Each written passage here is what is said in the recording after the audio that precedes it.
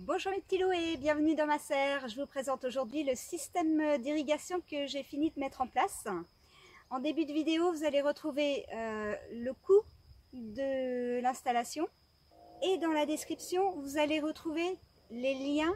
Ce sont des liens affiliés qui vous renvoient vers le site de ManoMano. Vous êtes bien sûr libre de choisir autre chose. Simplement, ça vous simplifie la tâche. J'ai fait ces recherches-là. Ça m'a pris un peu de temps. Donc vous n'avez plus qu'à cliquer sur les références et ça vous envoie directement sur les produits. Voilà.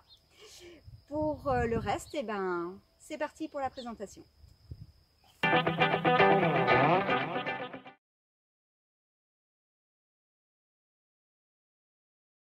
Je voulais commencer par dire merci à Toto de la chaîne de la Casa del Perma et aussi à Jaco et Lily parce que c'est eux qui m'ont donné l'idée d'aller rajouter des petits tuyaux comme ça qui partent d'un tuyau principal. Et je vous renverrai aussi vers la chaîne de Jaco et Lily justement qui vous montrera leur installation. Voilà, c'est parti! Donc je vous montre le départ. Donc j'ai là-bas un robinet où arrive l'eau du puits artésien. Je fais circuler donc par un tuyau et qui va me donner mon arrivée d'eau sur une vanne quart de tour. Ensuite, j'ai installé un tuyau, c'est celui-là qui fait tout le tour de la serre. Et ce tuyau noir est rigide mais à la fois flexible. Ce qui fait que j'ai pu lui faire le tour de la serre en un seul tenant. Donc de la vanne quart de tour, hop, là ça passe sous mon matériel. Mais le tuyau dans l'ensemble, je vous montre avec le doigt, il fait ce parcours-là. Tac, tac. Et il revient sur la butte centrale. Pour terminer, ici, voilà. Alors, pour l'instant, c'est Loïc qui m'a mis ça. Il m'a mis une grosse vis donc pour boucher. Mais donc prochainement, je vais rajouter une autre vanne quart de tour. Comme ça, si j'ai besoin d'aller amener de l'eau un peu plus loin ici dehors sur les buttes, eh ben je ne serai pas loin. Donc c'est un système en plus qui est évolutif. Pour ce qui est des goutteurs, voilà le système et l'idée justement que m'a donné Jaco. Merci encore. Hop là. C'est de positionner des petits T comme ça, tous les 50 cm. Et de ces T, je fais partir un tuyau en silicone. Et comme j'ai beaucoup de fer dans l'eau, c'est pas mal, je vois tout de suite si ça bouche ou pas. Il existe de la marque Gardena des petits flexibles de cette taille-là qui sont pareils en tuyaux souples. Seulement, vous ne faites pas avoir, hein, ce sont des tuyaux qui, quand ils se plient, ils reprennent pas leur forme. Enfin bref, ils vont casser facilement. C'est un plastique PVC, alors qu'ici c'est du silicone. Voilà la différence. Il y a plusieurs prix et le prix dépend de l'épaisseur tout simplement du tuyau. Vous pouvez en trouver à partir de 30 centimes d'euros le mètre et de là le prix peut être croissant selon la qualité. Les goutteurs ici de la marque Gardena, que j'ai acheté une partie en magasin comme Gamme Vert, une autre partie sur ManoMano. Il est évident que chez Gamme Vert, j'ai payé le double de chez ManoMano pour le même produit.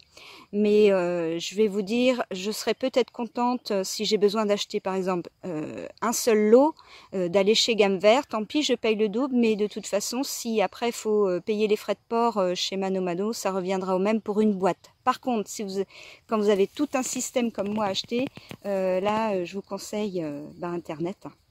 Pour les T qui viennent se clipser, vous prenez un foret légèrement inférieur au diamètre. Vous essayez de faire ça par temps chaud. Comme ça, le plastique est un petit peu souple. Une précision pour enfoncer. Vous mettez votre paume. Alors, mettez des gants hein, parce que ça force, ce sont des petites pièces et ça fait mal. Au bout, peut-être pas sur un, mais quand vous en avez une trentaine à poser, je peux vous assurer que ça commence à piquer un peu. Une chose aussi, le montage. Je vous montre. Ce que je vous conseille pour les monter, c'est d'utiliser un petit chalumeau ou une bougie Vous chauffez un peu votre plastique. Hop. Et une fois que c'est bien chaud, hop, vous venez prendre votre embout et là, vous pouvez l'enfiler à fond. L'important, c'est de bien arriver à la jointure. Tout simplement, c'est qu'avec la pression de l'eau, sinon, paf, ça part. J'ai eu le cas, donc voilà, j'ai dû tout reprendre mes embouts, hop, au chalumeau. Et voilà, pareil pour l'autre embout. Donc, eh bien, on repart de l'autre côté et ainsi, on a notre ensemble prêt à être posé. Ce système d'irrigation n'est valable que si vous avez de la pression au robinet. Je reviens sur le positionnement des petits tuyaux d'irrigation et l'avantage justement d'être à 50 cm d'écartement et d'avoir des petits tuyaux de 35 cm, vous avez ce qu'on appelle un périphérique de choix sur le positionnement de vos embouts. Même si cette année le plant de tomate il est là, si l'année prochaine il est là-bas, hop, eh bien j'ai le choix. Et c'est tout l'intérêt de rajouter, c'est flexible comme dit Jaco. Hop. Pour l'instant, je n'ai pas enterré le tuyau noir d'irrigation. Mais alors, vous voyez, là, on est sous le soleil. C'est pas le moment d'arroser, sinon là, je vais envoyer de l'eau bien chaude sur mes pieds. Je vais très vite les recouvrir d'un paillage afin qu'ils ne prennent pas trop de chaleur. Parce que le PVC et la chaleur, je ne sais pas ce que ça envoie sur mes plantes. Pour ce qui est du support,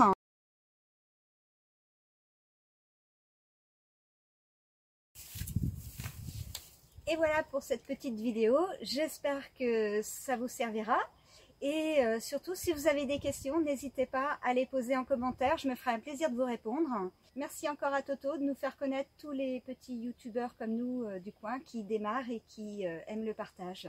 Allez, ciao ciao!